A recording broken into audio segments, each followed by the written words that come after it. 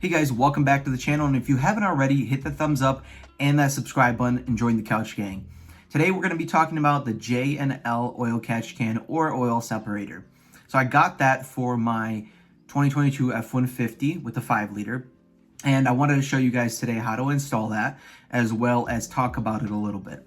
So the reason I went with J&L is because it's a known brand, and also because it seems to have worked for thousands of people, and it does its job, and it looks nice. So, and the installation wasn't that bad. So I decided to go with the J&L oil separator.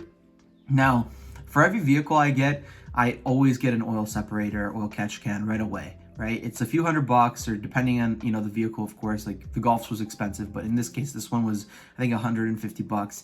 But it creates, it solves a lot of issues, especially in the long run if you're looking to keep the vehicle for a really, really long time, which my plan for the truck is to always have it in the family. So first things first, oil separator, oil catch can. So I'm going to read to you guys directly from the source what this does, right? So it says that fuel and oil don't mix. Of course, we don't want the fuel and oil mixing.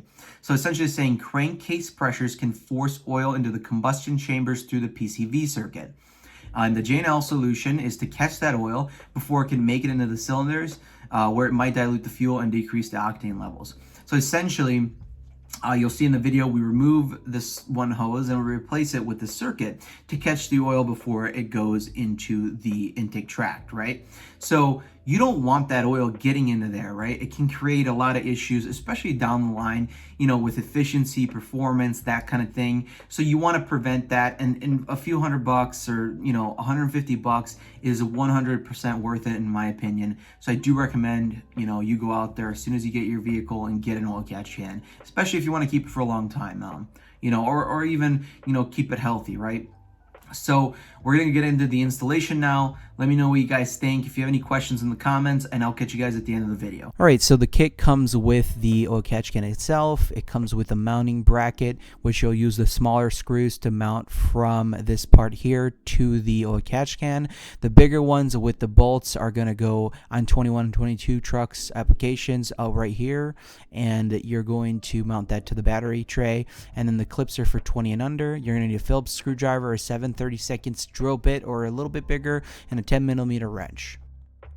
Now this little piece is for supercharged installations. See link in description for J&L instructions on what to do with that. Alright, so right here we just have to remove this hose. We have to pinch those two and pull them out. And then on the left side here, we're going to have to remove that part right there. That's where you're going to mount your mounting bracket to. So let's get to that. Okay, now we have removed the hose here from here to here. Those are the two attachments you're going to care for. We also removed that there, and we used a nut and bolt there to hold that in place.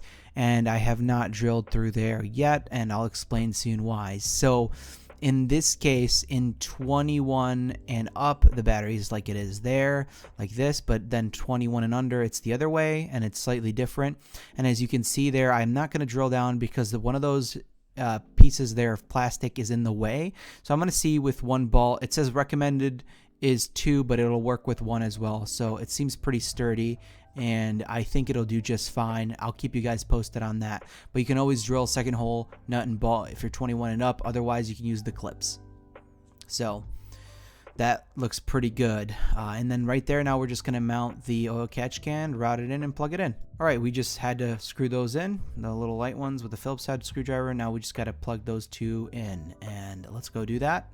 All right, now we plug those two in. We put the 90-degree one there and the other one there. You push it until it clicks, both nice and snug and secure. And that's all there is to it, to this installation. Pretty simple. Hey guys, let me know if you liked the video in the comments. If you have any questions, give us a thumbs up, hit that subscribe button, join the couch gang. I hope you guys enjoyed the video, and stay tuned for many more F-150 and Cars and Couches videos. I'll catch you guys later.